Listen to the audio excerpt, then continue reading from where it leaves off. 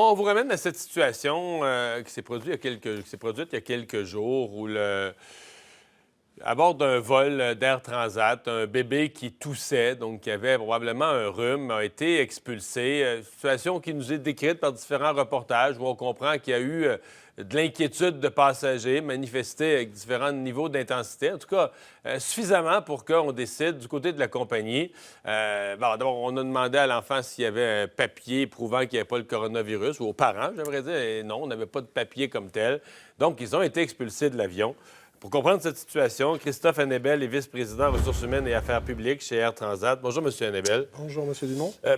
Refaites-nous, parce que moi, je fais un descriptif basé sur ce que j'ai lu dans des reportages, mais vous, de l'interne, vous avez quoi comme description des faits? Oui, d'abord, alors je voudrais dire qu'on n'a jamais demandé s'il y avait un papier prouvant qu'il n'y avait pas le coronavirus. Ça, c'est pas exact. Non, c'est pas exact. On a demandé s'il y avait une attestation disant que l'enfant n'était pas contagieux, quelle que soit la source de la contagiosité. Ce qui est le processus normal, c'est-à-dire c'est la procédure normale. On n'accepte pas des maladies contagieuses dans les avions. Là, on avait un bébé qui avait près de 40 de fièvre et qui toussait.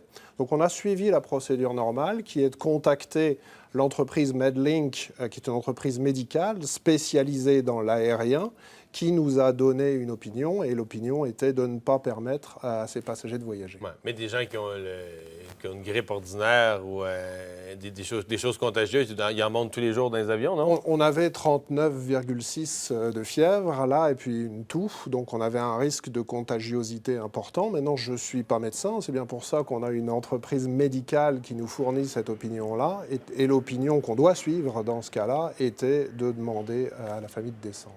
Donc, vous dites, ce n'est pas directement relié au coronavirus. C'est une contagion au sens plus général. C'est pas une inquiétude spécifique au coronavirus. Le même incident aurait pu se passer il y a 6 mois. Est-ce que je serais ici pour en parler? Mais il me semble qu'il ne se passait pas. Ça s'est parfois produit. Ah oui? Simplement, ce n'était pas dans les médias à cette époque-là.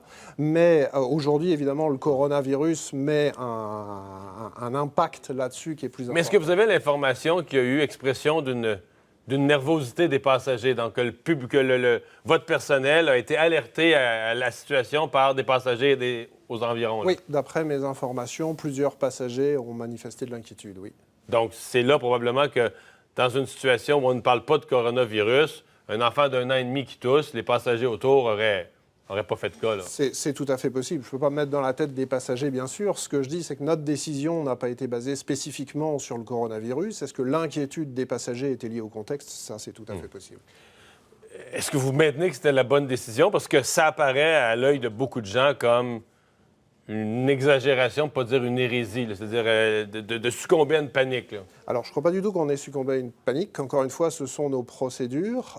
Est-ce qu'on est prêt à dire aux passagers, vous inquiétez pas, il y aura peut-être des gens contagieux à côté de vous pendant 6 heures dans l'avion, mais vous inquiétez pas, c'est normal, on ne va pas succomber à la panique. On n'est pas prêt à ça. Ce sont les recommandations de l'OACI, l'Organisation internationale de l'aviation civile, de IATA, l'Organisation des transporteurs. Donc, on a suivi ici des protocoles qui étaient des protocoles normaux.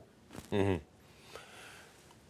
Des protocoles normaux, mais à partir du moment où vous êtes alerté, puis là, la raison pour laquelle vous êtes alerté, c'est que les passagers autour, eux, ont peut-être perdu un sang-froid normal, mettons. On est dans une situation, dans un contexte particulier, ça je vous l'accorde bien volontiers, mais on a suivi des protocoles qu'on aurait suivis dans un autre contexte également. Il arrive quoi des passagers dans ce temps-là? Est-ce qu'ils perdent leur billet d'avion? Est-ce qu'ils sont remboursés? Est-ce que vous les replacez sur un vol quelques jours plus tard? Là, en l'occurrence, on a proposé à la famille de remonter sur un vol dès que l'enfant n'était plus contagieux. Il semble que ce n'est pas le choix qu'ils ont fait. Ils ont demandé à être remboursés, donc on a accepté de rembourser leur billet à titre commercial. Et ça, c'est la politique à ce moment-là? Ça n'est pas la politique. Ce n'est pas la politique. On a accepté de le faire à titre exceptionnel. OK, à titre exceptionnel, parce que vous dites normalement une personne qui achète son billet d'avion, 6 mois plus tard, prend l'avion, pourrait être contagieux, il perd son billet d'avion. C'est ça là. S'il ne peut pas voler, oui, il faut avoir un certificat du médecin attestant qu'on n'est pas contagieux.